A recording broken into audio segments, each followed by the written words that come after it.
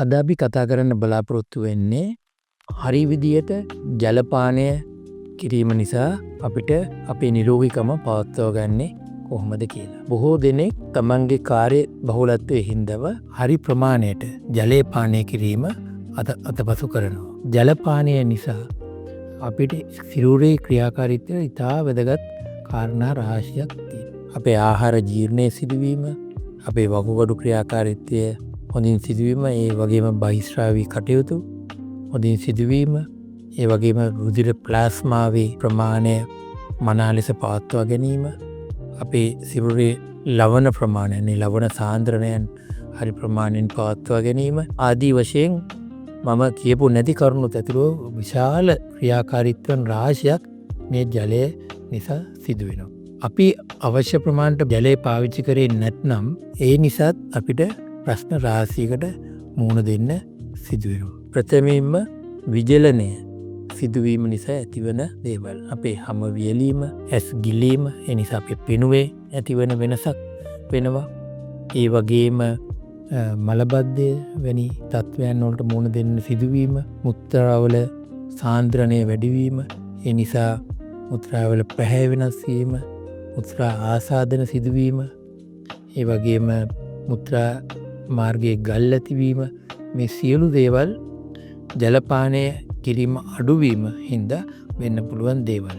මම විශේෂයෙන් ජලපානය කිරීමේ වැදගත්කම ගැන කතා කරන්න බලාපොරොත්තු වුණේ මේ නිසා හෘද රෝග පවා ඇතිවන්නට පුළුවන් හින්දා. ජලපානය කිරීම අඩු වුණාම විජලනය ඇතිවන විට අපගේ හෘද ස්පන්දන වේගය වැඩි වෙන්න පුළුවන්. ඒ වගේම රුධිර පීඩනය අඩුවන්න පුළුවන්. මෙවැනි දේවලුත් පසු කාලීනව හෘද රෝග ඇතිවීමට බලපාන්න පුළුවන්. ඒ නිසා අපි සියලු දෙනා දිනකට අවශ්‍ය වතුර ප්‍රමාණය පානය කිරීම ඉතාම වැදගත් වෙනවා. දිනකට අවශ්‍ය ජලයේ ප්‍රමාණය කොච්චරක්ද කියලා බැලුවොත් ඒක තමන්ගේ බරේ හැටියට සහ තමන්ගේ ස්ත්‍රී පුරුෂ භාවය අනුව වෙනස් වෙන්න පුළුවන්.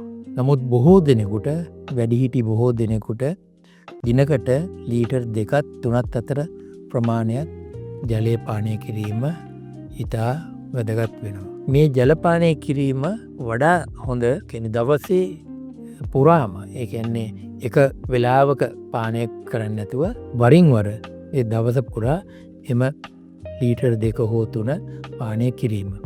මම දැකලා තියෙනවා සමහර අය උදේ නැගිට්ට ගම වතුර ලීටරයක් බොනවා.